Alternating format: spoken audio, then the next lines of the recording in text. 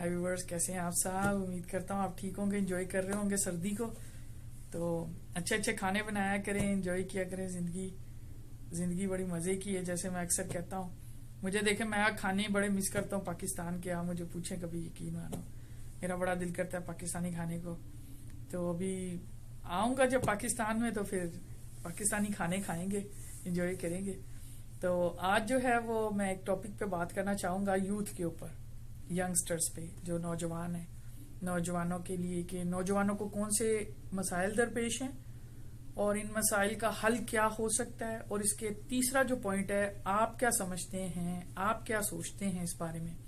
کچھ چیزیں ہمیں پتہ ہوتی ہیں، لیکن ہر کسی کا نظریہ، اس کو دیکھنے کا فرق ہوتا ہے.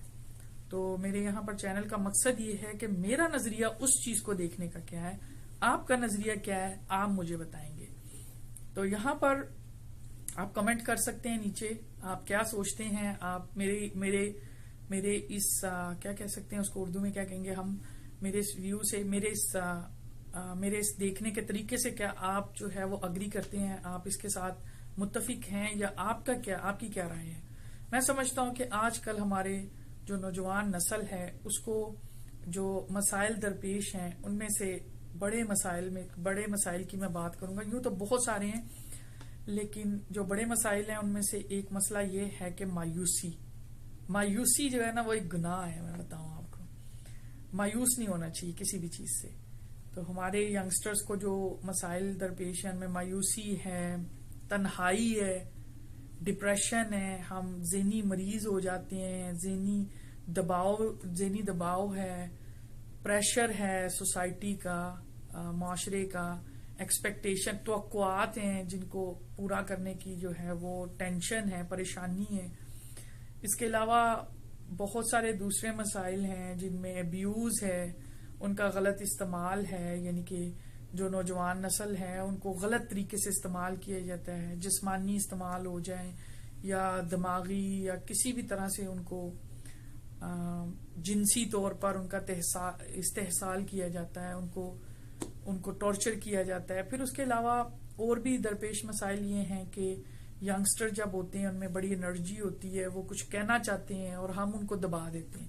ہم کہتے ہیں نہیں بے وقوف ہیں، عمر ابھی ان کی نہیں ہے اتنی. لیکن میں آپ کو بتاؤں، کبھی کبھی یہ جو نوجوان نسل ہے، کبھی کبھی یہ ایسی بات کر جاتے ہیں کہ جو ہمارے گمان میں بھی نہیں ہوتی. ٹھیک ہے، تو ینگسٹرز کو درپیش مسائل یہ بھی ہیں کہ ان کو نہ سننا، ان کی باتوں کو رد کرنا. میں سمجھتا ہوں کہ ان مسائل کا حل ہے انہیں سنا جائے، ان سے بات چیت کی جائے، اور ہمارے چرچ میں یا باہر کہیں پہ بھی، کسی بھی ملک میں، کسی معاشرے میں ان کو قبول کیا جائے. ٹھیک ہے، مسائل سے ریلیٹڈ چیزیں جو ہیں ان سے بات کی جائے، ان سے پوچھا جائے، ان کی رائے لی جائے کہ اس مسئلے کو کس طرح حل کیا جائے. اور میں سمجھتا ہوں کہ اگر ینگسٹرز کو، اگر نوجوان نسل کو ہم موقع دیں کسی بھی کام کو کرنے کا، تو وہ بہتر طریقے سے کریں گے. ایسا میں نے دیکھا ہے، لوگ آتے ہیں کاؤنسلنگ کے لیے، یہاں امریکہ میں، میکسیکو میں، گوتے مالا میں تھا میں، وہاں پہ بھی کافی لوگ، یہ ینگسٹر جو ہیں آتے تھے، نوجوان جو ہیں، ان کے مسائل میں یہی مسائل تھے جو مسائل ہمارے پاکستان میں ہے نا.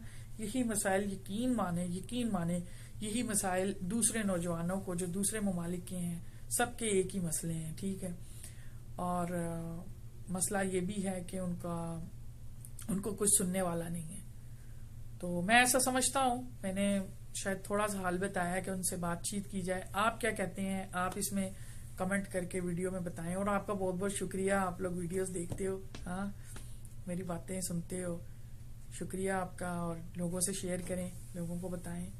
میرا چینل بنانے کا مقصد ہی یہ تھا، ایٹ لیسٹ ان پہ بات کی جائے، ان مسائل پہ. اور میں کچھ کہنا چاہتا ہوں تو میں ویورز کو کہوں، آج کل ہم ایسے سوشل میڈیا پہ سب سے بات کر سکتے ہیں.